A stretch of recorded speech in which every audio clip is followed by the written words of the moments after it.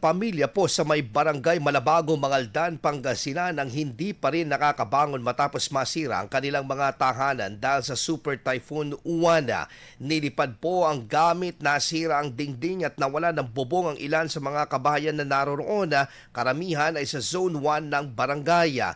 Tinatayang higit na 50,000 ang halaga ng mga ari-ariang nasira sa isa sa mga residente. Kaya pansamantala silang nananatili sa mga kamag-anak at kapitbahay. Noong Biyernes, binisita ng lokal na pamahalaan ng barangay upang suriin ang mga partially at totally damaged houses at magbigay ng tulong sa mga nasalanta.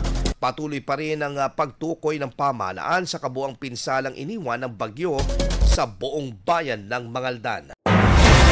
IFM News. IFM News. IFM News.